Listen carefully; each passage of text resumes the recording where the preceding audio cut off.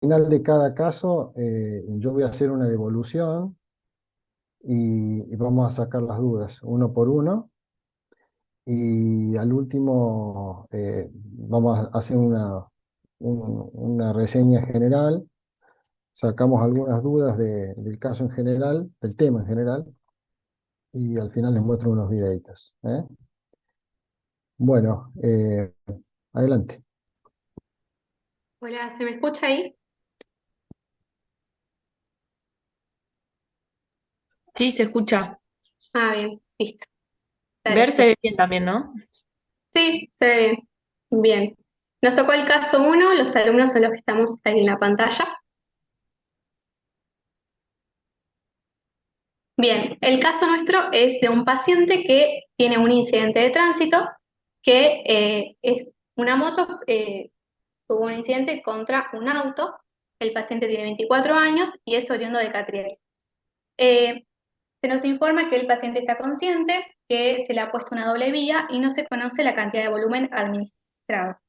Está estable, tiene una tensión arterial de 130/80, lo que es la frecuencia cardíaca, 75 latidos por minuto, tiene una vía aérea libre con excoriaciones en la región lumbar izquierda y presenta hematuria franca.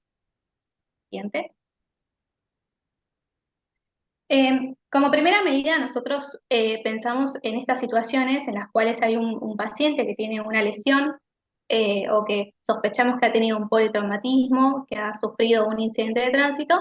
Lo primero que pensamos es en hacer una evaluación y un manejo del paciente. Como primera medida, hacemos la preparación, que la preparación va a constar de dos fases. La primera es la fase prehospitalaria, en la cual es donde se da lugar los hechos. Este va a involucrar distintos actores, tanto la ambulancia, la policía, y va a tener que ver con el traslado del paciente también, que va a llegar finalmente a la fase hospitalaria cuando el paciente arriba finalmente a la guardia. Luego pasamos al triage, que sería la siguiente diapo. Que el triage no lo vamos a hacer solamente en un paciente en particular, sino que vamos a evaluar en estas situaciones en las cuales ha habido un accidente de tránsito, vamos a evaluar que pueden haber distintos lesionados y tenemos que hacer una evaluación y una estratificación de los pacientes en cuanto a la posibilidad terapéutica, o sea, quiénes van a ser aquellos que requieran un tratamiento más rápido de acuerdo a nuestra evaluación inicial, que va a ser de los signos vitales y del nivel de conciencia. Y esto nos va a permitir evaluar o sea, evaluar a todos estos pacientes y definir quiénes van a necesitar un tratamiento más rápido que otros. Entonces, lo primero que tenemos que hacer es la revisión primaria, siguiente, en la cual vamos a evaluar distintos puntos, que es el conocido ABCDE. Primero que nada, el A, que tiene que ver con la vía aérea, con el control de la columna cervical; B, la respiración y la ventilación; C, la circulación con el control de la hemorragia; D, el déficit neurológico; y E, exposición o control del ambiente. Siguiente. Entonces, como primera medida, lo que tenemos que hacer es el control de la vía aérea. O sea, nosotros tenemos que asegurarnos que el paciente que ha tenido este tipo de incidentes, lo primero que tenemos que ver es que reciba la cantidad de aire que viene del ambiente, que efectivamente llegue hasta la carina. ¿Cómo podemos identificar que el paciente tiene una vía aérea permeable? O sea, lo primero que tenemos que evaluar es si el paciente viene hablando, si puede comunicarse, si puede decir que tiene dolor. Este es un buen indicador inicial de que el paciente tiene una buena vía aérea permeable. Y también evaluar el nivel de conciencia de él. O sea, como que vamos evaluando muchos puntos al mismo tiempo. Pero lo primero que siempre tenemos que evaluar es justamente esto, que tenga una vía aérea permeable. También evaluar si el paciente tiene algún signo de obstrucción, por ejemplo, que no pueda comunicarse con nosotros y que nosotros sospechemos que hay algo que está obstruyendo esa vía aérea, y por eso tenemos que hacer una inspección y aspiración de alguna secreción, o con el mismo golpe quizás se haya lesionado, haya un traumatismo en la boca, lesión de piezas dentarias, o también que la lengua esté ocluyendo lo que es la vía aérea superior. Y también es de suma importancia la protección de la columna y del cuello, porque también podría haber alguna situación en la cual haya alguna desviación de la columna y también es importante esto para mantener una vía aérea permeable. Hay distintas maniobras que se pueden realizar como la elevación del mentón o la tracción de la mandíbula. Como punto B, o sea, nosotros para pasar de un punto A un punto B, nosotros primero tenemos que asegurarnos que el paciente realmente esté con una vía aérea permeable, si no, no podemos pasar de ninguna manera al siguiente punto. En el siguiente punto, que es la respiración y la ventilación, tenemos que asegurarnos que el paciente esté saturando bien, y esto tiene que ver con que el aire efectivamente que había llegado hasta la carina, que llegue evidentemente hasta los alvéolos y que consecuentemente pase a la sangre y pueda llegar el oxígeno a los tejidos, que es importantísimo. Entonces nosotros lo que tenemos que hacer es monitorear y saturar al paciente, hacer una inspección de la caja torácica, si tiene alguna desviación, si tiene alguna fractura, si tiene, por ejemplo, aumento del diámetro del tórax, hacer la palpación y la auscultación. La auscultación es muy importante porque tenemos que evaluar si hay silencios auscultatorios, si hay disminución del murmullo vesicular, si hay presencia de líquido, que nos pueden estar dando información acerca de alguna patología que se puede estar presentando. Eh, Más que nada, siempre estar atentos a patologías importantes como el neumotórax de tensión, que es una emergencia que tiene que ser resuelta rápidamente, que nosotros nos podemos dar cuenta cuando el paciente tiene también esta desviación del mediastino, el aumento del diámetro del tórax y justamente son patologías que tenemos que estar muy atentos. El tórax inestable también, porque recordemos que el paciente tuvo un choque contra un auto, entonces podría haber habido fractura de costillas, que justamente también haya tenido un hemotórax, o que se puedan combinar estas dos cosas, ¿no? Un hemotórax con un hemotórax. Así que también es importante siempre la inspección y observar si el paciente también presenta distensión venosa yugular, que nos daría también información sobre una posible situación de neumotórax hipertensivo. Como punto C, habiendo resuelto esa situación, o sea, las situaciones de neumotórax, de hemotórax, deben resolverse previamente para pasar recién al punto C. O sea, yo no puedo pasar de ese punto, o sea, no puedo pasar al punto C sin haber resuelto una situación de neumotórax o de hemotórax, colocación de un avenamiento pleural, por ejemplo, como para resolver la situación antes de pasar al control de la hemorragia. Nuestro paciente en sí presentaba una escoriación, pero externamente no presentaba ninguna lesión que nos haga pensar en una hemorragia externa, que en el caso de que la hubiese tenido tendría que haber sido controlada, pero no podemos descartar que él tenga una lesión interna debido al choque. Entonces, es importante que nosotros podamos identificar el origen de la hemorragia, o sea, podría haber tenido una hemorragia interna en tórax, en abdomen, en retroperitoneo, en pelvis, en huesos largos. Nosotros, al momento del examen físico y de la inspección, eso no lo podemos saber, pero tenemos que sospecharlo. Por lo tanto, es importante hacer el examen físico, ya que ante signos, por ejemplo, de que haya un aumento que haya una hemorragia interna, por ejemplo, la sangre que entra en contacto con la cavidad peritoneal, lo que va a hacer es generar signos de irritación peritoneal y mucho dolor a la palpación. Entonces, eso nos tiene que hacer pensar que el paciente puede tener una hemorragia interna. Y también lo que se puede hacer es un ECOFAST, pero igualmente lo vamos a hablar un poco más adelante porque lo principal es seguir estos pasos que venimos diciendo. Bien. Como otros puntos también de lo que es la revisión primaria, también evaluaríamos si el paciente presenta un déficit neurológico y lo haríamos con la evaluación de la escala de Glasgow y que evalúa distintos puntos. Siguiente. Como la abertura ocular, la respuesta verbal y la respuesta motriz. Es importante siempre evaluar estos puntos, ya que si nosotros lo pasamos por alto, podríamos estar generando o provocando que una lesión que esté ubicada a nivel cerebral pueda evolucionar.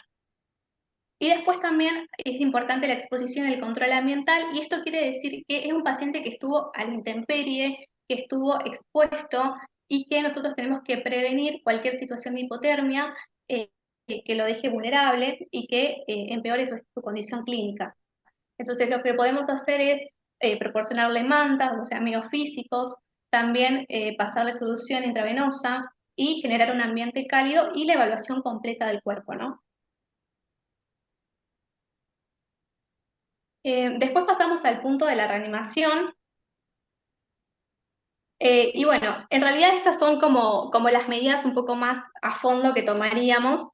Siguiendo siempre la secuencia del ABC, nosotros nos aseguramos de que el paciente tenía una vía aérea permeable, eh, por lo que inducimos de este paciente en particular, él tenía una vía aérea permeable. En la ventilación se recomienda que todos los pacientes deben recibir oxígeno suplementario, y en la circulación también lo que se recomienda es la colocación de 2 vías intravenosas con 2 litros de ringer lactato tibio a 37 grados centígrados. Y bueno, evaluar siempre la posibilidad de que este paciente necesite transfusión sanguínea. Pero en este caso, nosotros consideramos que eh, tiene una buena vía aérea permeable, que está aparentemente pareciera estar bien ventilado, pero bueno, esas son las cosas que nosotros fuimos sacando como conclusiones. Y otra de las cosas que también tenemos que hacer, si bien estos pasos son los primeros que nosotros tenemos que hacer como médicos, el ABCDE, hay ciertas cosas que también podemos pedir ayuda a otros médicos o el personal que estén haciendo al mismo tiempo. Por ejemplo, eh, pedir a que se haga un electrocardiograma, siempre hacer el monitoreo de los gases arteriales, la oximetría de pulso, la presión arterial. Siempre, no es que solamente vamos a hacer una sola medición, sino que siempre vamos a estar pidiendo una y otra vez o midiendo y monitorizando a este paciente. Eh,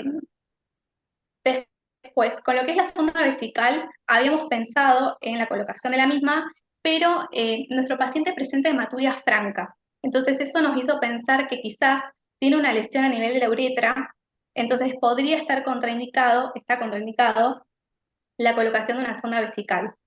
Eh, y después con respecto a la sonda gástrica, también es de buena indicación, ya que también nos podría informar del débito gástrico, si presenta, por ejemplo, sangre, y esto sería un dato a tener en cuenta. Como estudios también complementarios pedimos una radiografía de tórax, una radiografía de pelvis, porque pueden haber fracturas a este nivel, también hay que estabilizar a la pelvis.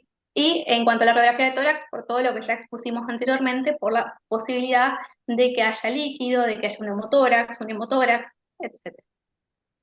Y después, creo que agregué ahí otra, siguiente.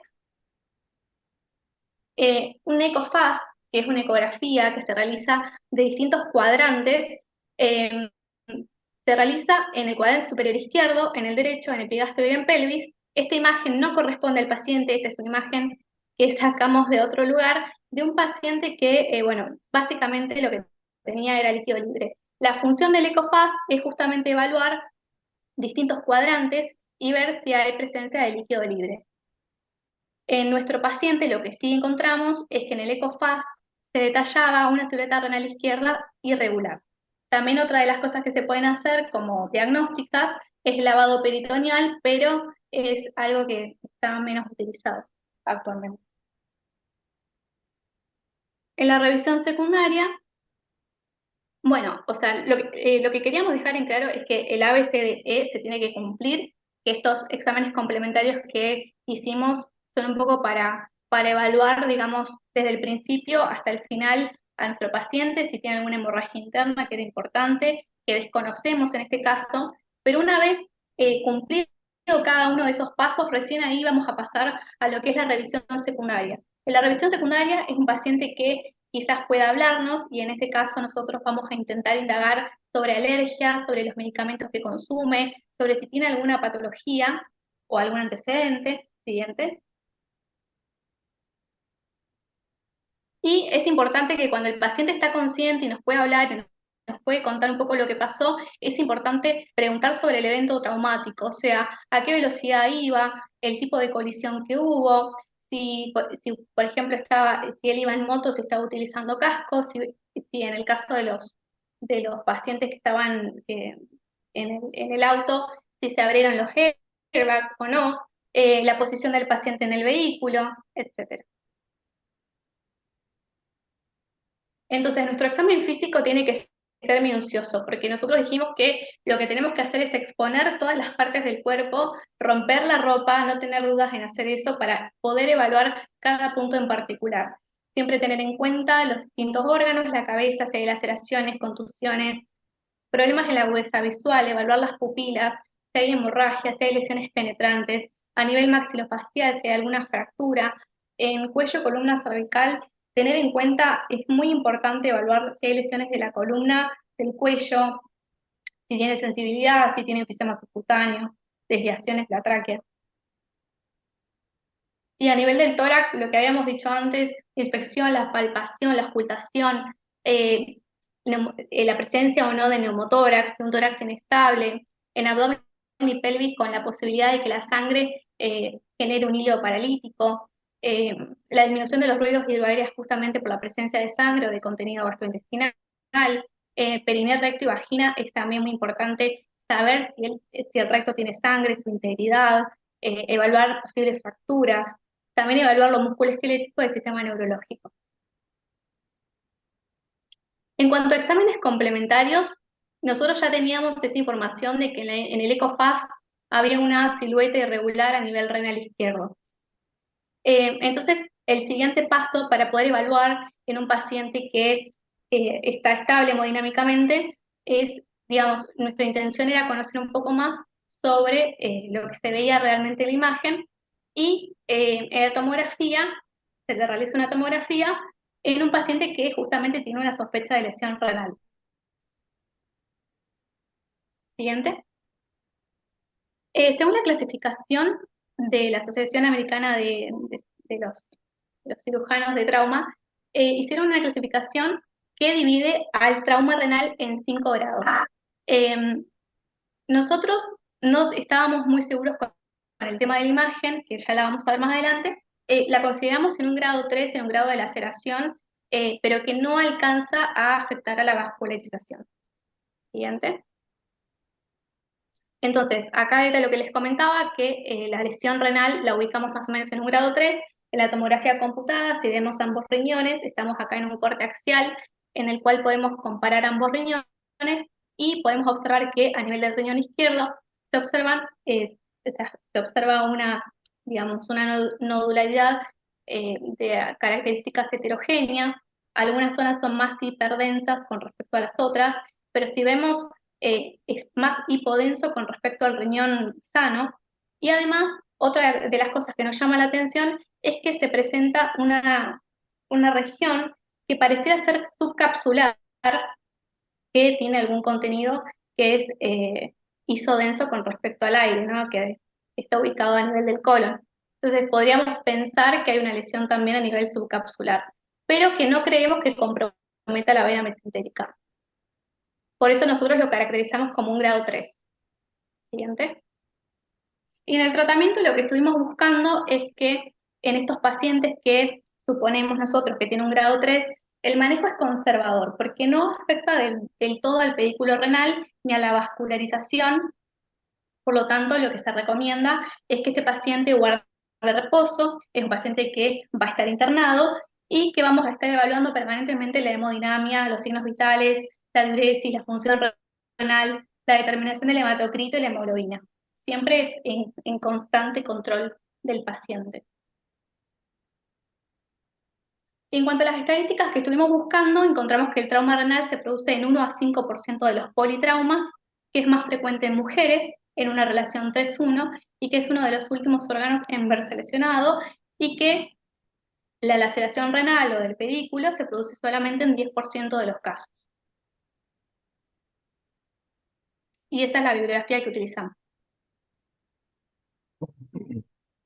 Bueno,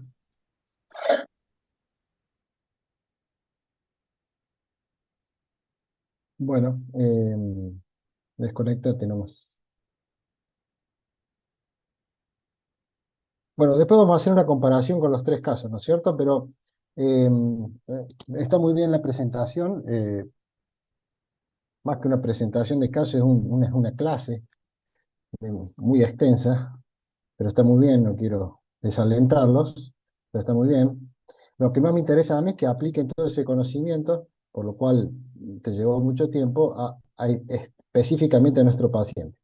2 cosas que quiero destacar de este paciente es que lo rápido que son las primeras etapas.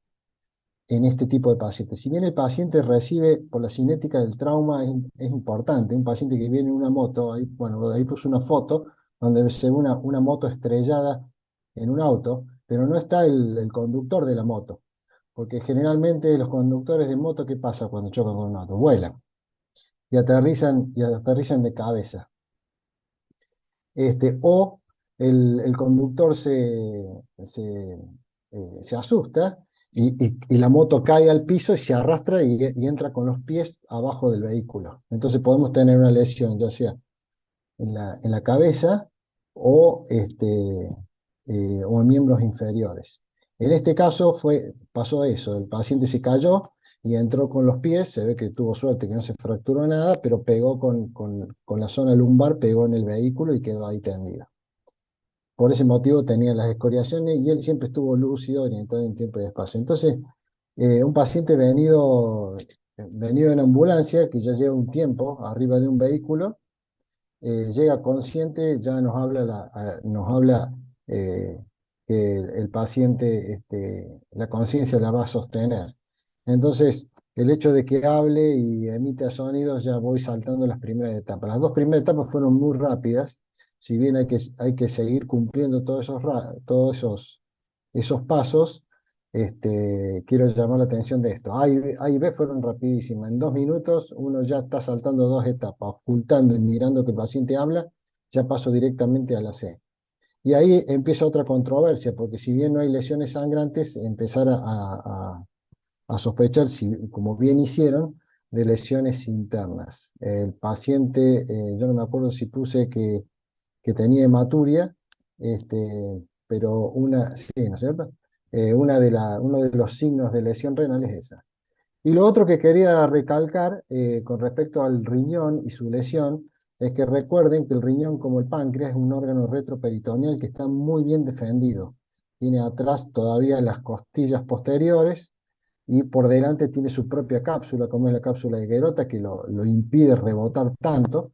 Cuando hay un trauma, los órganos internos rebotan como una manzana dentro de un jarrón, y acá el riñón tiene unas buenas fijaciones anatómicas y una bolsa propia. Entonces, es un órgano, como bien vieron en las estadísticas, muy difícil que se lesione.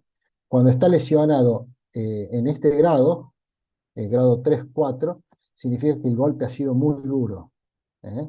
Y si ya sospechamos que el golpe ha sido muy duro, puedo sospechar de que las lesiones que no se me manifestaron ahora se pueden manifestar más adelante. Por eso quiero aclarar que la revisación secundaria es fundamental. Después de que el paciente esté estable con la revisión primaria, la secundaria no dejar de saltarla. Bueno, vamos a... ¿Alguna duda sobre este caso? Ustedes verán que les tiro pocos datos y está bien. Eso es lo que pasa en el shock room. En el shock room aparece un paciente lesionado que tiene pocos datos. Lo que recabaron los enfermeros cuando lo fueron a buscar, o los familiares, o lo que ven ustedes ahí al frente. No hay muchos datos y los tenemos que ir recabando para ir armando el paciente. ¿eh? Bueno, si no hay dudas, podemos ir compartiendo el 2.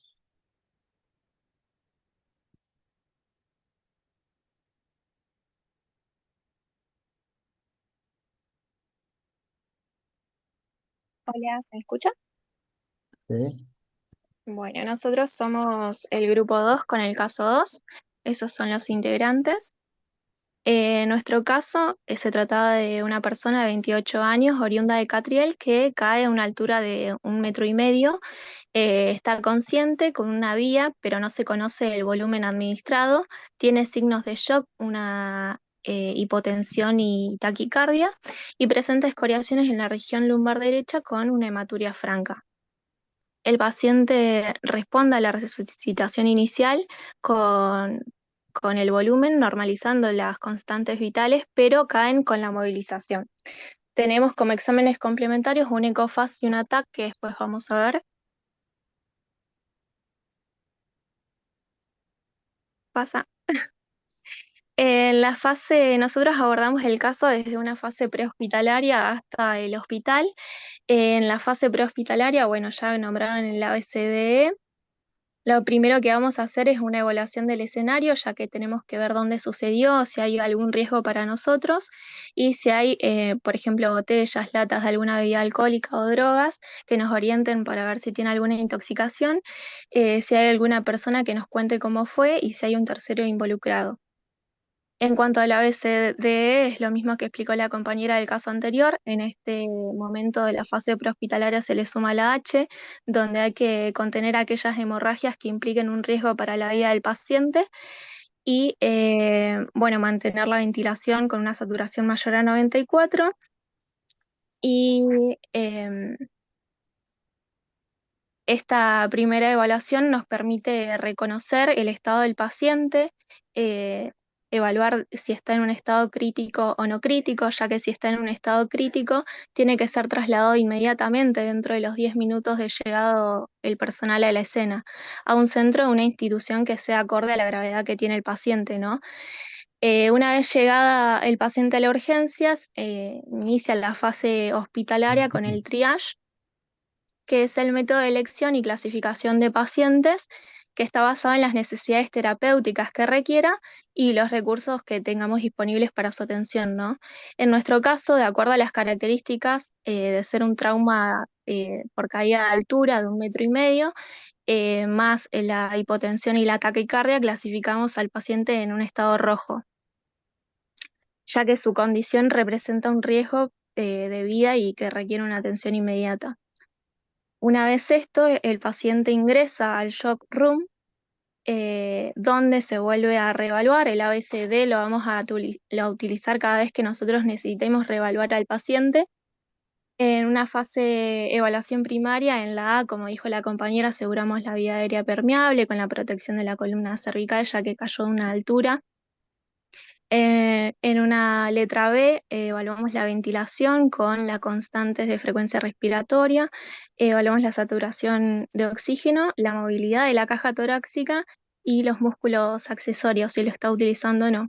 Le colocamos oxígeno a través de una mascarilla con bolsa de reservorio a 15 litros por minuto y garantizamos o tratamos de garantizar una FiO2 mayor a 0,85. Lo que hacemos es monitorizar periódicamente mediante la determinación de los gases en sangre y para evaluar la circulación, bueno, lo mismo, tensión arterial, frecuencia cardíaca, relleno capilar. eh, Tomamos también en cuenta las diuresis y la acidosis que pueda presentar y como nuestro paciente llega con una vía nomás, importante recalcar que necesitamos 2 accesos venosos que sean periféricos, sobre todo preferibles en el miembro superior, y que sean de grueso calibre. Le pedimos una RX a nuestro paciente, no, le administramos lo más rápido que podamos, ¿cómo se llaman? Cristaloides, que pueden ser solución fisiológica, pero preferimos Ringer lactato de 20-30 mililitros kilogramos en 5 a 10 minutos. Y lo que hacemos es tomar una muestra de sangre para laboratorio con, pedimos también el grupo y el factor de sangre que tenga. Como nuestro paciente tiene hipotensión, taquicardia y tiene una respuesta a la resucitación inicial, pero con los movimientos caen los signos vitales, sospechamos de una hemorragia. Entonces evaluamos en la E de la exposición, evaluamos si tiene alguna hemorragia visible y si no vamos a sospechar una hemorragia interna. En el abdomen, en el examen físico, tenemos que evaluar si el paciente presenta signos de peritonismos y por esto también realizamos un ecofaz para ver líquido libre en la cavidad, si está en el pericardio, en la bolsa de Morrison, espacio de Douglas, demás. Realizamos también, como dijo la compañera, la evaluación del estado neurológico por la escala de Glasgow y evaluamos también las pupilas en este momento. Al exponerlo, vemos que el paciente presenta escoriaciones en la región lumbar derecha. En esta evaluación lo exponemos completamente y lo evaluamos de manera exhaustiva y después lo cubrimos para prevenir la hipotermia y aumentar de esta manera el sangrado, ¿no? Todas estas evaluaciones que hacemos se hacen al unísono Y sumamos a esto también el monitoreo constante de la tensión arterial, la frecuencia respiratoria, la gasometría, el monitoreo electrocardiográfico. Pensamos también en colocar un catéter urinario y gástrico. Por esto también pedimos una RX cervical de tórax y de pelvis, y como el paciente tiene una caída de altura, pensamos en pedir una RX de cráneo y de los miembros superior e inferior. Luego de esta reanimación, el paciente estando más estable, realizamos una anamnesis recabando los datos positivos que tenga el paciente. Como el paciente presenta hematuria, nosotros nos preguntamos si el paciente presenta una enfermedad renal previa, y también, bueno, en cuanto a esto nos preguntamos cómo fue la caída. En cuanto a los resultados de los estudios, el paciente presenta una ecofaz con una silueta renal derecha borrada, un hematoma de zona 2 retroperitoneal en flanco, donde se encuentra el riñón y el tejido perirrenal. La tomografía nos muestra a nivel del riñón derecho una pérdida de la integridad de los bordes renales. Esa hipodensidad que se observa es un hematoma. Con estos estudios nos indican que la lesión es a nivel renal. Entonces, ¿qué laboratorio se pide? En caso de un trauma renal, pediríamos una función renal con la creatinina, la urea, y un hemograma con el hematocrito, la hemoglobina y el recuento leucocitario. Entonces, ¿cómo clasificamos a este trauma renal? Lo clasificamos como un trauma cerrado por un mecanismo indirecto, producto de una desaceleración brusca vertical, ya que fue de una caída de altura, y se presenta generalmente con lesión en el ilio o la pelvis renal. Dentro de los signos que sugieren posibilidad de afectación renal, los que nos refiere el caso es la hematuria, y de acuerdo a la clínica de shock, hipotensión y taquicardia, y la caída de los signos vitales cuando se moviliza el paciente, más las imágenes del ecofaz y sobre todo la tomografía, nosotros, según la AST, lo clasificamos como un grado 4 o 5. Y en base a esto, elegimos nuestro abordaje terapéutico, y como está hemodinámicamente inestable, creemos que se requiere hacer una videolaparoscopía exploratoria y una pielografía en simultáneo. Y esa es la bibliografía que utilizamos.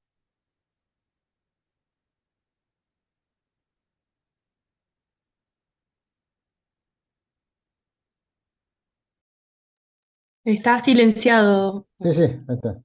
Antes que te desconectes, poneme la tomografía.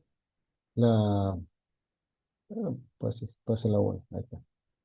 Bueno, fíjense que esta es otra lesión renal, pero acá cambió un poquito la cosa, ¿no? El paciente específicamente, creo que se cayó de un canal, estaba haciendo un trabajo y se cayó en un canal y pegó con el borde en la región lumbar. Fíjense que el desdibujo de esta tomografía de la silueta renal es claramente más extenso que el anterior, y acá hay fuga. En la tomografía del caso 1 veíamos que la cápsula de Guerota se mantenía indemne. Y acá no, acá tenemos una cápsula de Guerota con una puerta en la parte anterior, y bueno, y todo ese desdibujo anterior que nos habla de que la sangre está derramada en el peritoneo, habla a las claras que es una lesión vascular, eh, y, sería un grado 4. El otro paciente, la conducta fue expectante, que es en el 90% de las lesiones renales. Inicialmente se lo expecta al paciente y se lo sigue de acuerdo a su evolución hemodinámica. Aquel paciente, el hecho de que hubiera eh, eh, respondido inicialmente bien a la reanimación inicial, que ustedes saben que la reanimación inicial son 2 litros de Ringer, yo le paso 2 litros a chorro en las 2 vías y espero resultados. Ese hecho había incluso dado esperanzas de que el paciente se podía llegar, todavía no tenía la tomografía hecha, ¿no? Se podía llegar a tomar una conducta expectante. Sin embargo, al movilizarlo para llevarlo al tomógrafo, ahí vuelven a caer los signos vitales. Esos dos hechos, el hecho de que venga chocado y vuelva a entrar en la misma situación, ya a nosotros nos da las alarmas que las lesiones que tiene no las está autolimitando, no las está compensando. Así que ya tenemos que ir pensando en otra terapéutica más agresiva. Y así fue, se hizo la tomografía y al ver esta lesión, se tomó la conducta que bien ustedes sugirieron, que fue la quirúrgica. Quiero resaltar algo, está bien el trabajo, está muy bien, me gusta porque está bien dirigido al paciente. No sé en qué diapositiva sugirieron en el laboratorio función renal y orina. Eso en estas imágenes no tiene ningún sentido. Esto, ¿eh? Acá en un paciente chocado ya no importa cuánto orina ni qué urea tiene. Acá lo que me interesa, y tampoco es si va a estar acidótico o no, porque si está chocado con verlo, nomás uno se da cuenta que está pálido y ha perdido sangre, seguramente va a estar ácido el paciente. Se lo solicita para lo que va a venir, ¿no es cierto? Para la reanimación, cómo la va a sostener y cómo lo va a ir estabilizando esas ideas a medida que se va resucitando mañana o pasado, no ahí en el shock room. Seguramente el paciente va a salir ácido de la cirugía, etcétera, etcétera. Lo que más me interesa aquí, y acá sí sirve, esto va para mis alumnos que siempre les echo en cara que piden pavadas, en este caso sí sirve el hematocrito, porque es una manera en forma rápida, cuantificar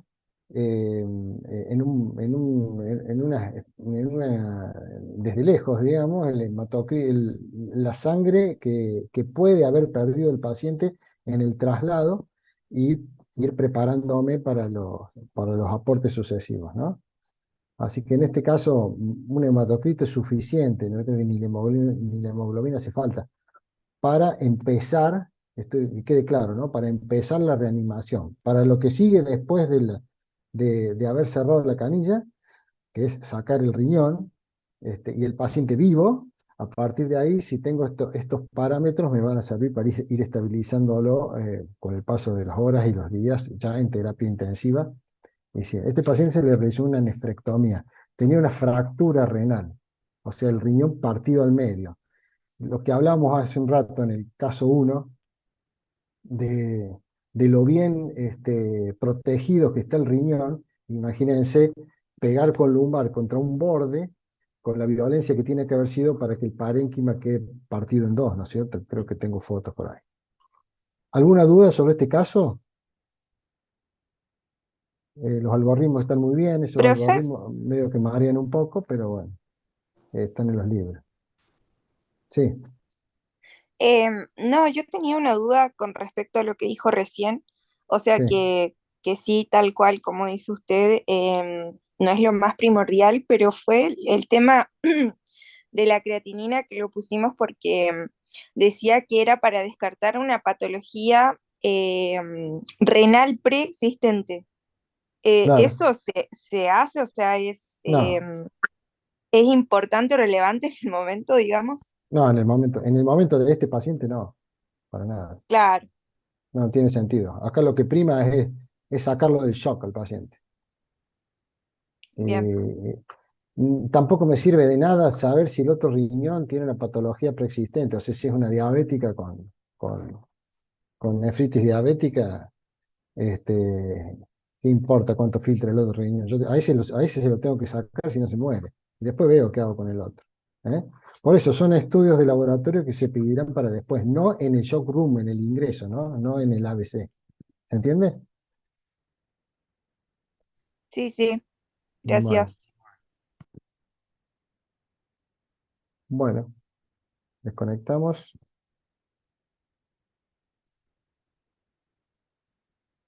Bueno, y en el caso 2, para redondear un poquito más, Recuerden que las caídas, este de 1,5 metros no es tanto, pero las caídas no sabemos con qué pega el paciente en el suelo. Puede caer con la cabeza, puede caer con el tórax, puede caer sentado, puede caer sobre los pies, puede caer sobre los codos. Así que uno nunca sabe eso. En este caso el paciente pegó con lumbar, pero la revisión que hicieron ustedes en el caso 2 y todas las sugerencias que hicieron de las RX de tórax, las RX de pelvis, etcétera, etcétera, sobre todo el cuello y el cráneo y el glazgo, están muy bien. Están muy bien porque por más que tenga lesiones en la cadera, puede haber pegado con la cabeza también. Y 1,5 metros, bueno, no es tanto, pero este tipo con 1,5 metros, fíjense el lío que se le armó. Tuvo muy mala suerte. ¿Mm? Bueno, conectamos el otro. Hola, sí, sí.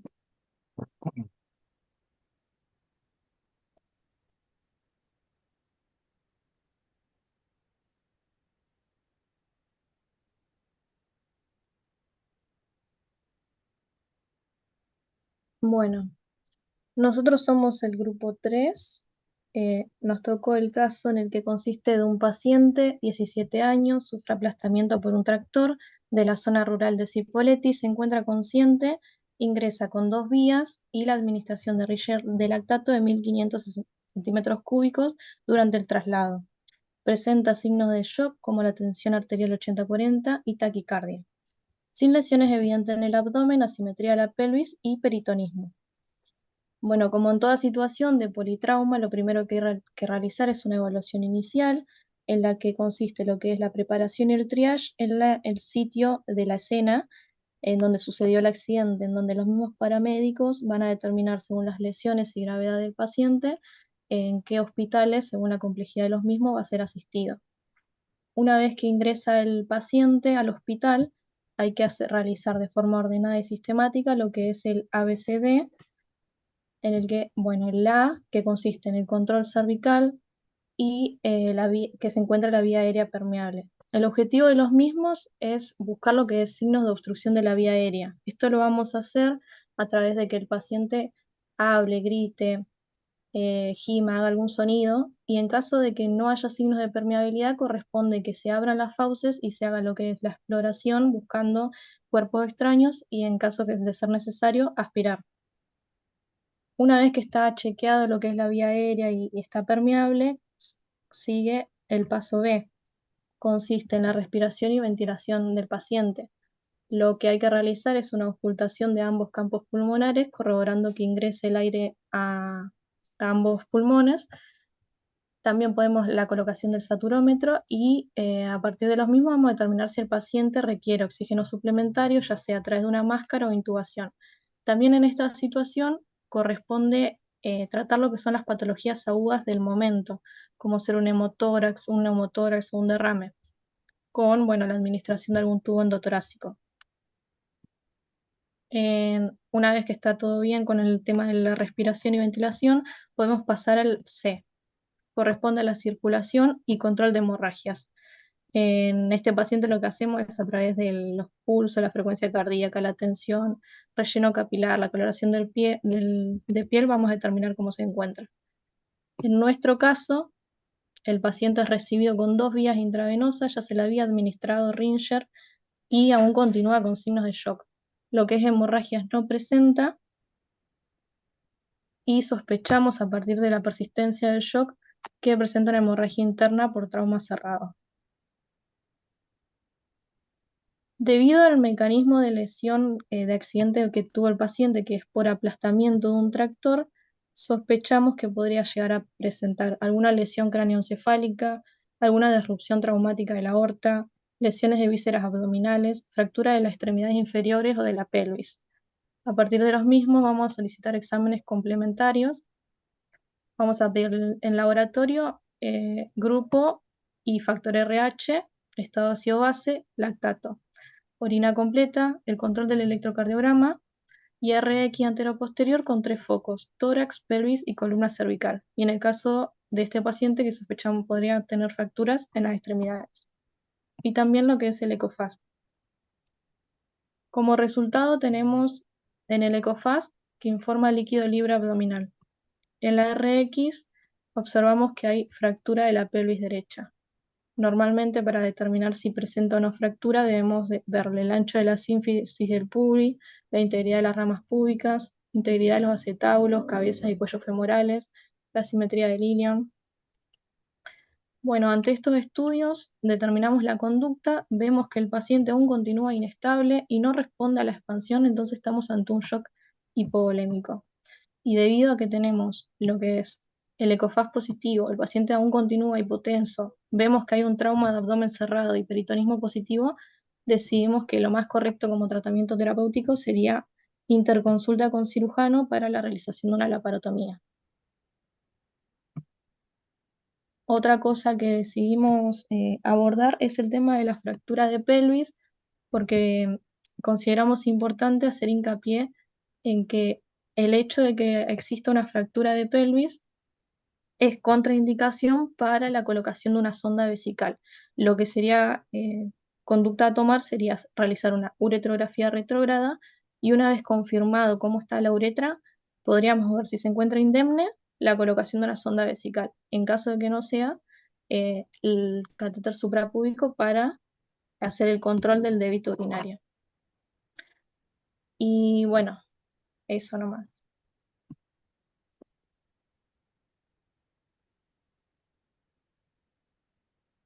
Bueno, le faltó eh, buscar un poquito sobre las estadísticas de las lesiones, ¿no? ¿Con qué frecuencia se dan este tipo de lesiones, ¿no? ¿Me escuchan? Sí. Ah, bueno. Bueno, fíjense que este es un... A ver, poné la diapositiva número 9. Bueno, este es un paciente que estaba haciendo Willy con el tractor. Con 17 años, se le había dado por hacerlo saltar al tractor haciendo Willy y se le fue para atrás. Los tractores, no sé, para el que no ha manejado nunca un tractor, sabrá que son peligrosos en ese sentido. Si uno lo acelera de golpe, corre el peligro, algunos por supuesto, no todos, corre el peligro de que se le venga el aparato encima. Y cuando cayó, tuvo la mala suerte que lo arrastró la, la rueda, lo arrastró la rueda y lo aplastó contra el piso, sobre el abdomen y la pelvis. La lesión que vemos ahí eh, la fractura de pelvis es la que mostró en otra diapositiva en forma de cizallamiento. El cizallamiento no solamente disloca el pubis, sino que disloca la articulación coxiliaca también. La cuestión que cualquier lesión, cualquier fractura de pelvis, nosotros ya damos por hecho que se va a formar un hematoma en lo que llamamos zona 3. La zona 3 es la zona de la pelvis, que tiene una característica, dos características diría yo. Una que lo puede llevar perfectamente al shock al paciente, y dos, que es bastante eh, eh, manejable, diría yo. No fácil, sino que manejable con el solo hecho de estabilizar la fractura de la pelvis. Entonces, el primer gesto, si es que, obviamente, si es que el paciente a la reanimación del shock responde, es estabilizar la pelvis. Y la maniobra inicial que se puede hacer en el shock room o en el traslado es pasarle una sábana al paciente de, de lado a lado y cerrarla con un nudo al frente. O sea, tratar de cerrarla con una maniobra manual para que después, cuando llegue al quirófano, el traumatólogo le ponga unos tutores y la termine de cerrar. ¿Sí?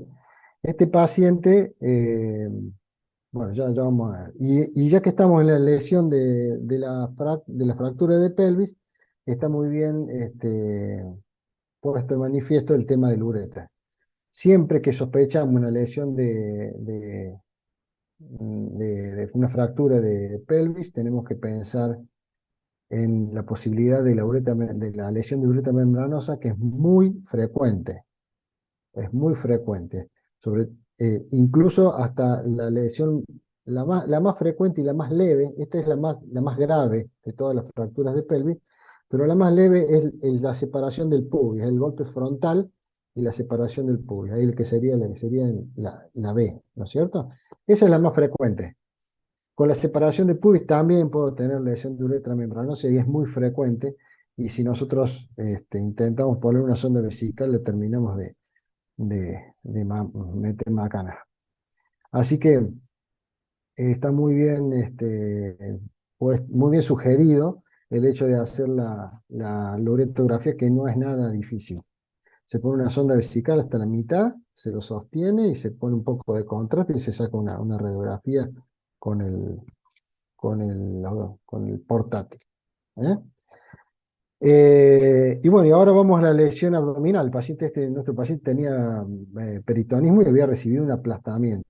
Un paciente de 17 años, ya se entiende que es flaquito, este paciente así lo era, un paciente muy flaco, y cuando hay aplastamiento de la cara anterior del abdomen contra el piso, eh, es en realidad contra la columna. Entonces, sugerimos que pueda haber aplastamiento de órganos sólidos y cizallamientos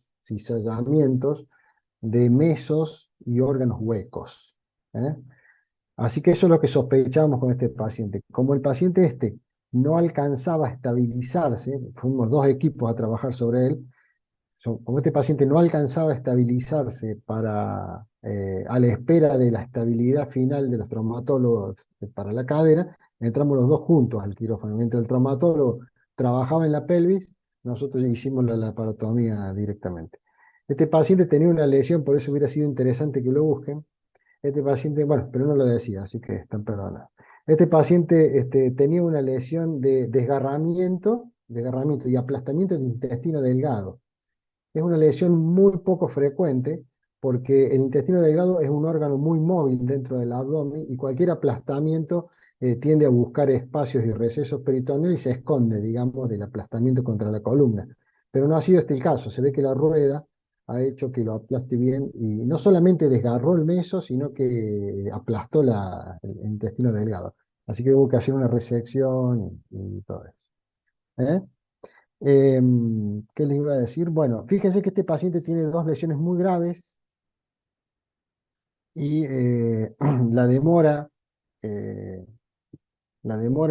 a la llegada del shock room, así todo lo aguantó el paciente. Nosotros acá en esta zona del valle es muy difícil eh, que el traslado sea rápido, ¿eh? Hasta que es avisado, es cargado, es llamado, es subido, es evaluado. Ese triage que ustedes sugieren en la zona del accidente está muy poco pulido. Entonces siempre el paciente tarda mucho más de una hora en llegar al showroom.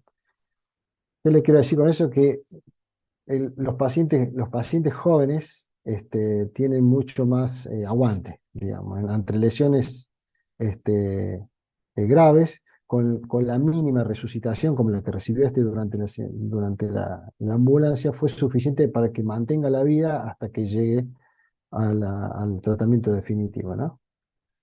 Bueno, ¿alguna duda sobre este paciente? Bueno. Haciendo una devolución, te podés conectar. Haciendo una devolución general, yo le he puesto un caso de resolución rápida, un caso de resolución media y un caso de resolución rápida.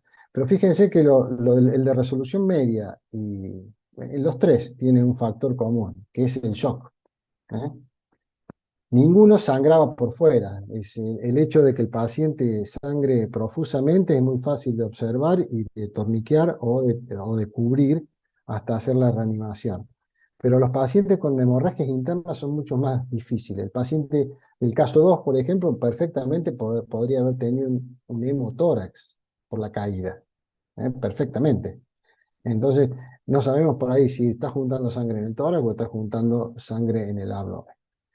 Eh, para evitar esos errores y perder tiempo en los pacientes donde la vida prima, en el caso del shock, es prioritario y fundamental lo que han dicho ustedes en los tres casos, ¿eh? Respetar las etapas, el A, B y C. Si yo tengo dudas con el A, sigo en el A hasta pasar al B. Tengo dudas en el B, sigo en el B hasta pasar al C.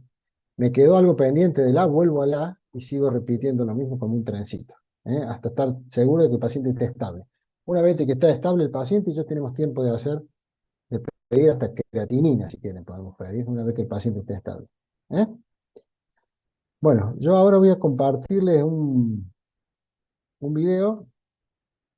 eh, es un video que habla de cómo cómo debe manejarse uno en un shock room, lo que está bien y lo que está mal. Son actores, por supuesto, ¿no? Bueno, a ver si...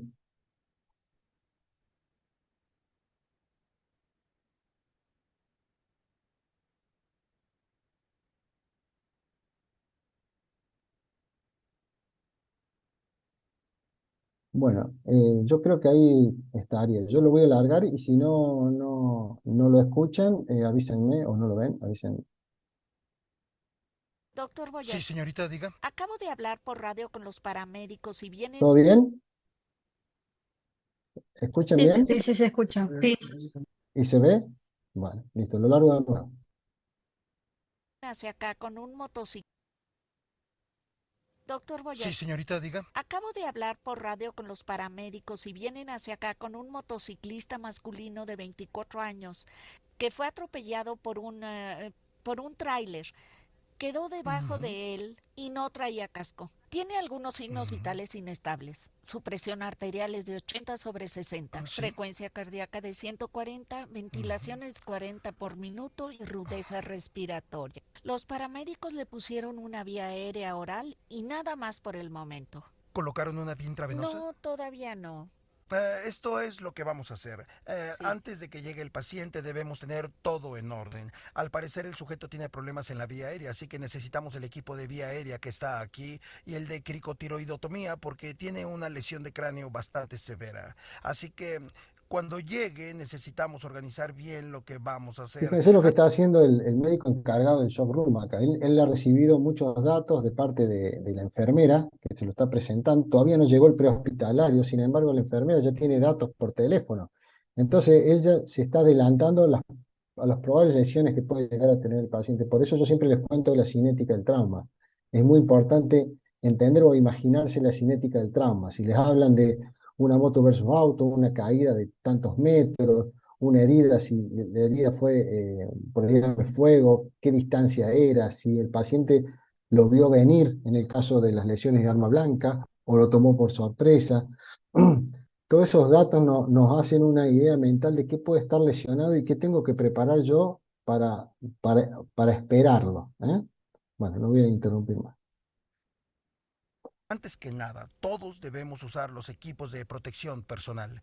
Dijiste que tiene una posible Así es. fractura y no mueve esta pierna. ¿Puede No. mover la otra? Correcto. Su última presión sanguínea fue 80/40 y está taquicárdico. Correcto. ¿Hay alguna otra cosa que quieras decirme? Es todo.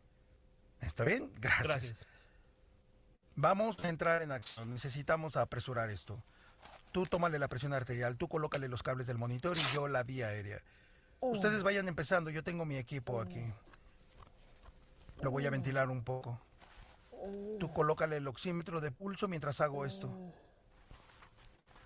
No puedo ver nada. ¿Puedes traerme el equipo de Voy a cricotiroidotomía? conseguirlo. Cody, tú mantén el control ahí. Kendra, ¿puedes venir aquí para ventilarlo? Sí, claro. Siente la manzana de Adán. Justo debajo de ella está la membrana cricotiroidea. Vamos a hacer una incisión. Tengo un poco de sangre. Vamos a utilizar la parte posterior del bisturí. Presten atención que todavía no hemos salido del etapa A. Estamos, ¿no? Y fíjense que los otros dos auxiliares que tiene el encargado del shock room le ayudaron a tomar presión, a poner las vías en forma simultánea, pero él está abocado a la etapa A, en la cual necesita ayuda, y le pidió y los otros se abocaron a él. Creo que ya estoy en la vía aérea. Está saliendo un poco de aire. Ahora vamos a poner el tubo endotraqueal. Y tenemos el tubo de traqueostomía aquí.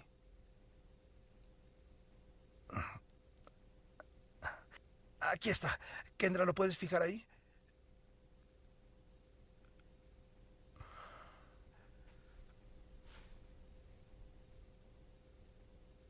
¿Cuál es su presión sanguínea? 80/60 y frecuencia cardíaca de 140. 80/60. Obviamente está sangrando en algún lugar. Hay que ponerle 2 líneas intravenosas abiertas. Aquí tenemos un catéter intravenoso grueso. Hay que ponerle otro igual aquí en su brazo derecho. Los paramédicos dijeron que no tenía pulso. Pon presión en esta zona, por favor. Gracias, Cody. Circulación, ¿cuál es su presión sanguínea? 80/60. 80/60. ¿Cuántos líquidos le estás poniendo? 2 litros de líquidos intravenosos. No está respondiendo, hay que ponerle sangre. Dale 2 unidades de sangre O negativo. Claro. Y también una solución salina. Está bien.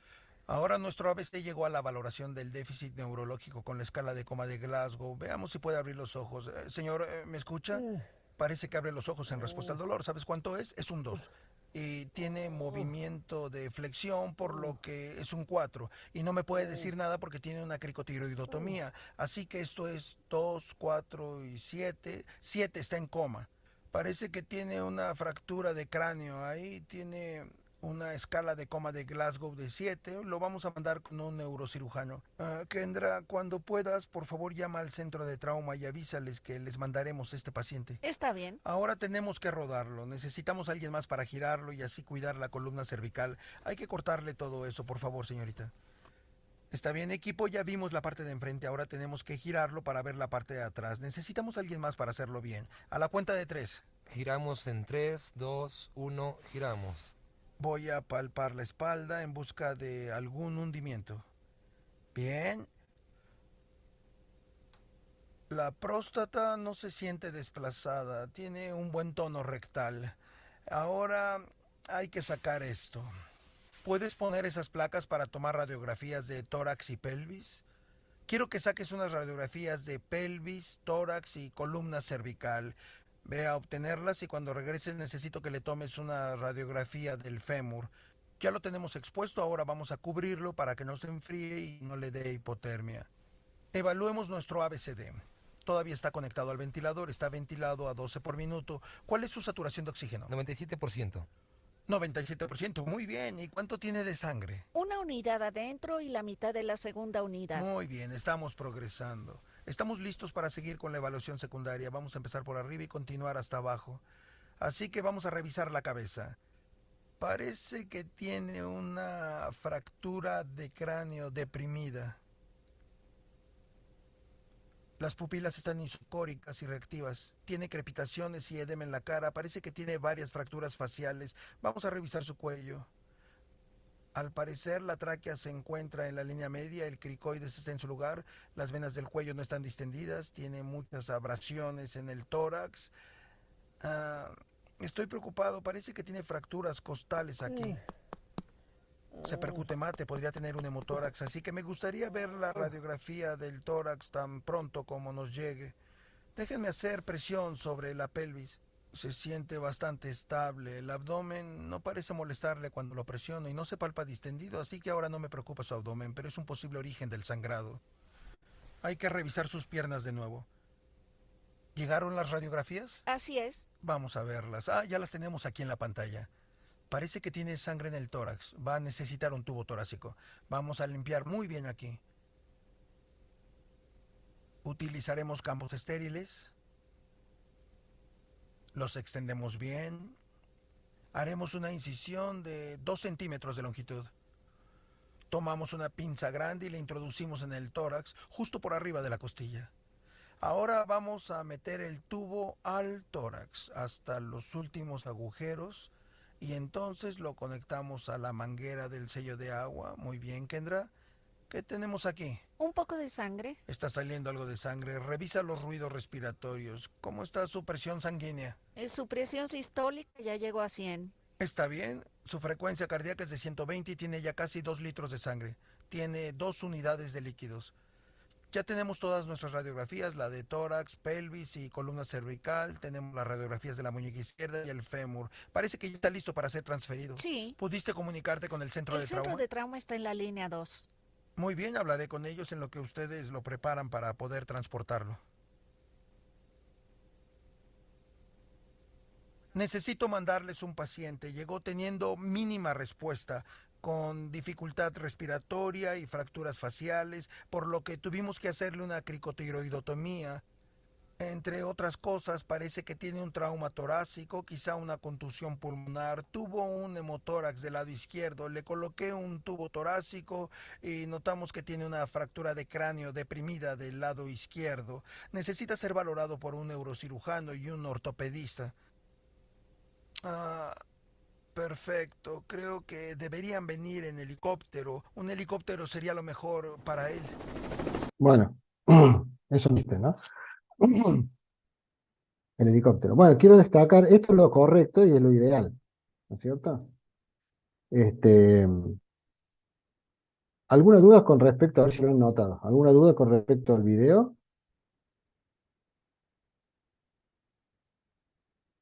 Capaz que fue muy rápido el video. ¿Va muy rápido? No, profe. Está bien, ¿no? Es bastante didáctico. El único error que yo le achaco a este video, que no sé si lo habrán notado, después que el médico del shock eh, termina la etapa A con una cricoidotomía, él a la vez solamente oculta, nota algo, dice acá, dice hay una disminución del ruido y ya pasa a la C. Este, y después que en el examen secundario, él nota el hemotórax y le pone un avenamiento pleural. O sea, él no hace el avenamiento en la etapa B de la reanimación primaria, sino lo hace en la etapa B, en el examen del examen secundario. Él lo nota recién ahí. Eso es un poco peligroso. El error que yo le achaco a esto es que el tubo se tendría que haber colocado en la etapa B. Ni bien él nota ese ruidito, esperar la placa de tórax, diagnosticar el hemotórax y colocar el avenamiento. Si bien el paciente aguantó y él lo monitoreaba con el saturómetro, con el saturómetro él veía que los tejidos estaban respirando, eh, es medio peligroso porque la sangre puede ir amontonándose e ir cayéndome un pulmón al mínimo, y eso puede generar una emergencia mientras estamos en otra etapa, por ejemplo, revisando la columna. Nada más, pero tampoco está mal, él lo manejó de esa manera. Obviamente este paciente tenía todo, fíjense que tenía un traumatismo de cráneo con hundimiento, con lesiones de la cara, eh, que le impedían la respiración inicial. Tenía un neumotórax eh, y tenía fractura del miembro inferior. Lo único que no tenía es lesiones del abdomen, ¿sí? Bueno, vamos a ver lo mismo. Perdón, pero Sí, entonces si entraba en paro, por ejemplo, ese paciente no iba a salir si tenía un neumotórax, ¿no? no, sí, no, sí, sí puede salir. Puede ser, ¿sí? Sí, sí, sí. No, el hemotórax masivo no lo lleva el paciente al paro, lo lleva el shock. Así que vas a notar que primero entra en shock el paciente, empiezan a caer los signos vitales. Bien, Primero es hemorragia, shock y después paro, ¿no? Cuando el corazón se queda sin sangre, pues se para. ¿eh? Pero un neumotórax hipertensivo lo puede llevar al paro. Esto era un hemotórax, que es lo que dice ahí. bien. ¿sí? Bueno, ahora vamos a ver lo mismo. ¿ah?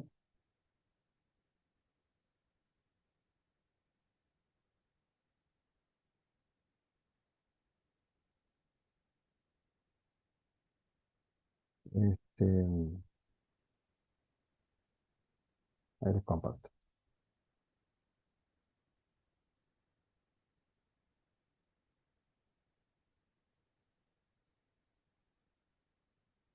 Bueno, largo.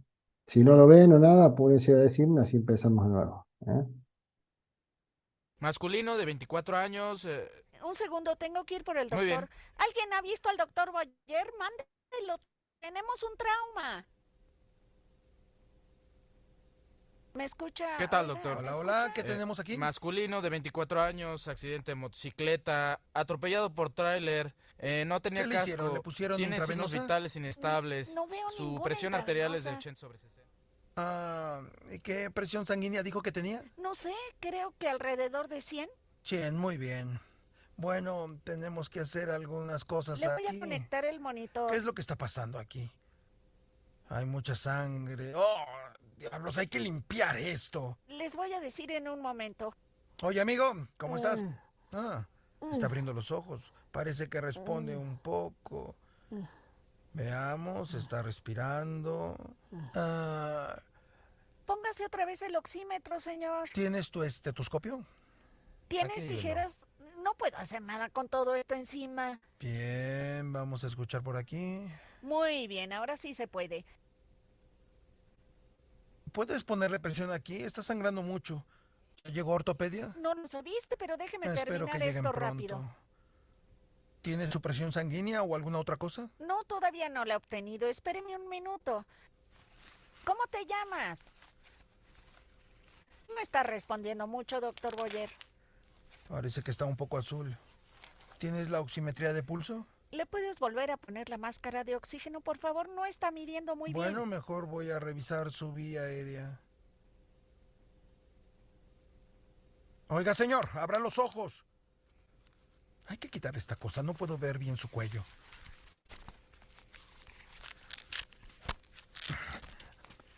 Tiene un poco de sangrado. ¿Tienes una máscara de oxígeno? ¿Dónde está la máscara de Ay, oxígeno? ¿dónde la dejamos? Ahí está. Vamos a ventilarlo. Te voy a decir qué haremos. Tú solamente ayuda a ventilar para que pueda respirar. Eh, Probablemente quieras levantarle el mentón para hacer eso. Empieza a ventilarlo con cuidado. ¿Y que ya le pusiste una vía intravenosa? Sí, le puse un catéter 22 en su brazo. 22. ¿Le Muy dejo la bien. dextrosa al 50%? ¿Qué solución tiene?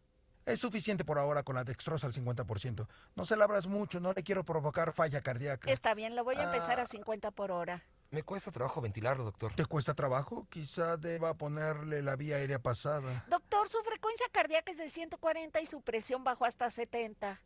¿70? ¿Tiene líquido? Vamos a ponerle más líquido. Presiona esto. Yo lo aprieto. ¿Está bien? ¿Ya llegaron sus rayos X? Ay, no sé, déjeme llamarlos. Oye, Elia, diles a los de radiología que vengan a trauma. Va para allá. Vamos a ver, sus pupilas se ven bien. Parece que tiene varias fracturas. Oh, tiene un gran agujero en su cabeza. Está saliendo mucha sangre. Hay que tener cuidado. No te vayas a manchar. Ah, Ay, puedo meter mi dedo casi hasta llegar al cerebro. Hay mucha Ay, sangre. Dios. Parece ser una fractura de cráneo deprimida. Quizá necesite una tomografía de cráneo. Llama a los encargados de la tomografía. Creo que no están hoy, pero diles que vengan. ¿Tiene pulso? No sé, no siento el pulso. ¿Lo estás ventilando? Ay, lo siento. ¿No sientes el pulso? No siento el pulso. No siento A nada. ver, presiona fuerte. Empieza a hacer RCP y compresiones torácicas. Y hay que seguir ventilándolo.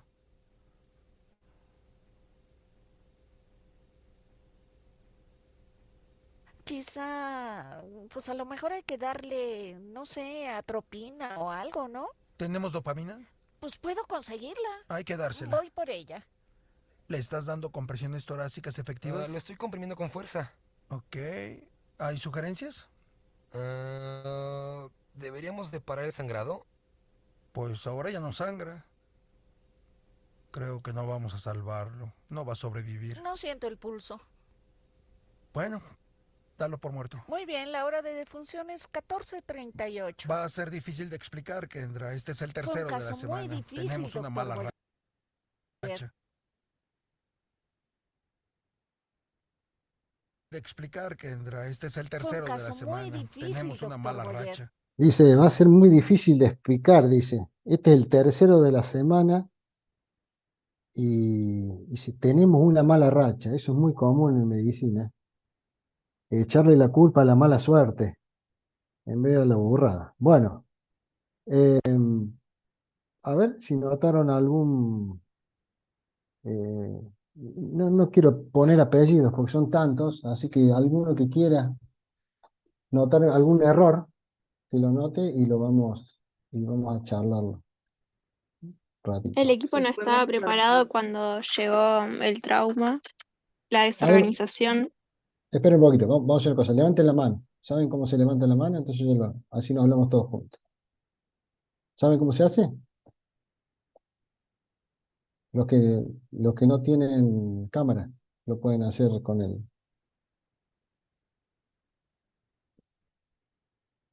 la función. En reacciones. En reacciones, fíjense ahí, dice levantar la mano. Bueno, acá tengo a Gasparrini. Gasparri, perdón, Ariel Gasparri. A ver, no sé qué Sí, es un sería poco lo que para. decía Serri, que el equipo no estaba preparado cuando llegó el paciente, hubo mucha desorganización, no se siguió el ABCDE correctamente. Este, por ejemplo, cuando valora la vía aérea, no termina de valorar completamente y tratar el A, que pasa directamente al B, al C, al D, al E. Cuando se están oxigenando, preguntan dónde está la máscara de oxigenación, la pierden, la enfermera dice no sé dónde está. Eh, Hubieron bastantes errores. Bueno, usted hace hincapié en el desorden, ¿eh? Y es uno de los errores más frecuentes en los hospitales argentinos, ¿eh? El desorden en una sala de emergencia. Y el orden consiste en poner las cosas en canasta y rotularlas. Se dice canastas porque es el lugar donde uno puede meter la mano y sacarlo con rapidez. Y tiene que estar rotulada. Y canastos con que se vean el contenido, no meterlo en una caja con una tapa, porque no sabe qué hay adentro. En el apuro uno no puede orientarse de qué es lo que necesita. Así que bueno, eso hizo hincapié usted en el desorden. Segundo, el desorden del equipo. El equipo no se preparó para recibir el paciente, el enfermero lo tuvo que llamar, el médico no estaba en el shock room. Entonces lo segundo es que esté el equipo en el shock room esperando el paciente, no que esperar que venga el paciente para que aparezca la gente.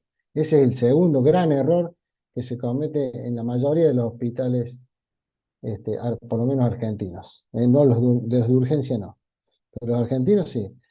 La primera etapa es el aviso, el aviso radiológico. Ahí va un paciente. Entonces la gente se traslada al showroom y lo espera. Abre las puertas y espera. Este, Ninguno más levantó la mano, así que todo a dormir la siesta. Este, eh, eh, Así que primero es el orden del lugar y segundo es el orden del equipo, a la espera del trauma que está por entrar. A ver, Loreto. También como siguiendo con esto del orden, que el equipo tampoco, o sea, existía una desorganización, pero en parte también porque el médico, que en teoría se tendría que ser como el líder del equipo, no tenía, digamos, el liderazgo de la función. Por ejemplo, muchas veces decía, quizás tengo que hacerle una tomografía, hay algunas sugerencias frente a esta situación, en vez de por ahí coordinar al resto de los integrantes de ese equipo que cumplan, digamos, una función en específica. Claro. Eh, No, eso se llama dar roles, eso es falta de liderazgo. claro. El tipo no daba roles. Todos esperan las órdenes del que dirige la situación, que es el médico en este caso, y si el tipo duda o pide sugerencias, ya se va todo al caño. Y Otra después cosita, otra de las cosas que hizo fue, el paciente, si no me equivoco, estaba con inmovilización cervical y una de las cosas que hizo fue quitársela directamente para poder observar de mejor manera a él, digamos, y claro, tampoco se preocupó de sostener esa claro. inmovilización cervical. Bueno, buenísimo. Antes que eso, fíjense que viene el paramédico y él no le presta atención. Hablan todos juntos. La enfermera decía una cosa, él le miraba al paciente y le preguntaba pavada, como que le pusiste una vía, y no le dejaba presentar el paciente al paramédico. Todos los datos que sean por vía radiológica y del paramédico uno tiene que prestarle atención en absolutamente todos los datos que él trae, porque hasta nos puede llegar a servir la temperatura de dónde trajo el paciente, qué sé yo, de un incendio o del medio del campo después de 4 horas en una helada. Todo eso nos sirve, todos esos datos nos sirven para terminar de cerrar nuestra hipótesis de lesión, ¿no es cierto? Y bueno, sí, ha anotado ahí, Loreto ha anotado el tema de sacar el cuello cervical antes de terminar de estar seguro que la columna no tiene lesiones. Eso es al último. ¿Eh? Yo estoy en la etapa A con el cuello puesto. Si necesito sacárselo para hacer una maniobra, no sé si lo habrán notado en el video correcto, el enfermero se va y le hace tracción de la cabeza mientras él le hace el cricoido. ¿Eh? Esa es la maniobra cuando yo suelto el cuello. Alguien tiene que traccionarme la cabeza, tenerla derecha, y yo hago las maniobras de limpieza de boca o de cricoide o lo que haga falta, y después que termino lo vuelvo a colocar. Sigo con el ABC y al final, cuando ya tengo las radiografías y la certeza de que la columna está indemne, recién se lo saco. Así que este es otro error. A ver, Mateo Peña, a ver qué otro error notó. Sí. No, también quería comentar, por ejemplo, en la parte ya del control hemodinámico, en la segunda parte, el segundo video, si no me equivoco, solo usan una vía, no ponen una segunda vía, y al ver, digamos, como que ese volumen de fluido que es insuficiente, ven, digamos, como que fracasa, como que van directamente a inotrópico, me parece. No, Cuando primero en realidad no... primero decide empezar a empujar, a apretar los sueros como para que pasen el chorro. Esas son maniobras que se hacen, pero se hacen con doble vía. Hoy, él lo que tendría que haber hecho es poner la otra vía, empezar a pasar el chorro y recién y esperar Claro. respuesta, pero que ya era medio tarde. La lesión del miembro inferior seguía sangrando, sangró hasta el último. Pero hay un dato importante, a ver si lo notó. Bueno, Gasparri. A ver, No, yo tenía una duda que me surgió sí. con respecto a lo que dijo Mateo, por el tema de la resucitación de un shock. Yo tengo entendido que uno se hace la resucitación inicial, esa que dijimos de 1,5 litros a 2, pero con respecto a la utilización de los inotrópicos, hay que hacer sí o sí las dos, porque sé que se puede hacer 2 veces el push, pero yo también tenía entendido que ya si la primera vez no funcionó, ya puede cumplir los criterios de un shock refractario líquidos y que pueda necesitar la necesidad. Entonces me quedó más o menos la duda de cuándo se agregan los inotrópicos. Y no te sabría decir en qué momento inicias medicamentos. Lo que sí te puedo decir que prima en un shock, prima la expansión y el cierre de lo que le llamamos nosotros cerrarle la canilla. O sea, cerrar lo que está sangrando.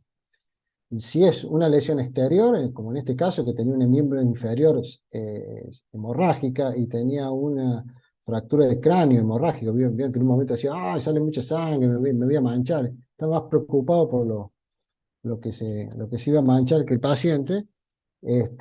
Prima más cerrar eso que los medicamentos. Pero exactamente cuándo empezar con el neotrópico no sabría decir. Sí se usan, pero cuando se llega a eso, el paciente ya está prácticamente en un paro, entrando en un paro, porque la volemia se le fue por algún lado. Fíjense, lo más importante de este video es que el médico, que ese es un ejercicio que se hace en los cursos de ATLS, y un error que se nota mucho. Por eso es que en esta escena de actores ponen una lesión del miembro inferior fea, para que se vea fea y que sangre mucho, porque es muy común que el alumno se vaya a esa lesión y no empiece con lo que venimos diciendo desde que empezamos el taller. Empezar con etapa A. El médico no empieza con la etapa A. Después de que no le da bola al paramédico ni lo escucha, le pregunta a la enfermera, ¿cuánto tenía ¿cuánto dijo que tenía de presión? Y la enfermera, también dudando, dice, creo que 100. Ah, bueno, 100. Le dice, y el médico lo da como certeza. Ah, bueno, está bien, creo, pero bueno, dale. No, parece un chiste. Yo no me puedo basar en datos que creo, tengo que prestarle atención. ¿Le tomaste la presión? Sí. ¿Cuánto tenía? Tanto, listo. Esto tenía, porque le tomó la presión, no porque vos crees. Entonces, ¿qué hace el médico? Después de no llevarle el apunte, se va a la pierna. Después creo que le oculta el abdomen, o el tórax, creo que le oculta el tórax, y después no sé qué hace, pide que llamen a los traumatólogos, le pide a la enfermera que llame a los traumatólogos, y creo que recién ahí dice, bueno, voy a revisarle la vía aérea. Creo que ahí es cuando se va. Y cuando se pone en la cabecera para revisar la vía aérea, después de haber perdido mucho tiempo, eh, se distrae con la lesión del cráneo. Dice, uy, mirá, ese tiene la sien, no sé qué, hundida, es que meto el dedo. Se distrae con eso, no le presta atención al ABC. ¿eh? Así que bueno, eso es todo. En un estado de emergencia es normal que uno se perturbe un poco. Hay que mantener la calma, si les toca ese rol, mantener la calma y tener siempre en la cabeza esas tres estaciones, A, B y C, que no le pueden errar nunca. Una vez que el paciente esté estable, una vez que los monitores se estabilicen y el paciente está en su condición, ahí tenemos el tiempo de hacer todos los exámenes físicos que a ustedes les gusta hacer, mirar, tocar, mirar la boca, los ojos, las pupilas, todo. Lo primero es estabilizarlo, que quede ahí el paciente, que nos dé tiempo, que nos ganar un poquito más de tiempo. Bueno, si no hay más manos levantadas, damos por finalizado el acto. ¿Alguna otra pregunta? Yo tenía otra consulta, Sí, porque justo sí, viene al caso del video. El sí, paciente tenía una hemorragia en miembros inferiores sí, y lo que estuve viendo es que además de la BCD, primero se pone la H de las hemorragias que puedan poner en peligro la vida. claro, En este caso, porque además salta un chorro de sangre, que claro, podría, o sea, que es indicativo que es arterial, que puede poner en riesgo también la vida claro del que sí, paciente. O sea, sí, habría que hacerle un taponamiento, o sea, con sí, sí, sí, presión, sí, mientras hago la BCD. claro. Fíjate que en el video correcto, cómo se maneja el médico ahí. Él, en el correcto estoy hablando, ¿no? Mientras él se va a la cabeza del paciente a ver la A, ya nota que hay una lesión hemorrágica y le pide al ayudante, ahí es cuando impone los roles, le dice, vos cubrí esta herida, tapá esta herida, y vos ponele el manguito de tomarle la presión, le dice a la enfermera, creo que le dice, le da los roles así, y él se aboca a la vía aérea. Cuando ve que le tapa él solo, no lo puede solucionar, ahí le pide ayuda a los demás. Y uno le sostiene la cabeza y creo que la enfermera le administra oxígeno mientras él está haciendo la cricoidotomía. Pero sí es correcto lo que voy a decir. Primero, eh, no perderse, por eso le estoy diciendo, en los exámenes de ATLS es muy común que te pongan una arteria chicoteando para que vos te vayas, el médico se vaya derecho. No, un ayudante, tapame esto, total, taparlo puede hacer cualquiera, meter una gasa y la mano y una venda bien dura mientras yo estoy con el A. Salvo la B y ya llego a la C y me puedo abocar a esa lesión, ¿eh? Si tanto preocupa. Mientras tanto, vamos expandiendo. Todo paciente que entra en un shock room se le pone doble vía, siempre. Y siempre, por más que venga hablando. Bueno, ¿listo? Bueno, chicos, nos vemos. Que descansen. Hasta luego. Gracias. Gracias, profe. Chao. Chao, Gracias, profe. gracias. Chao.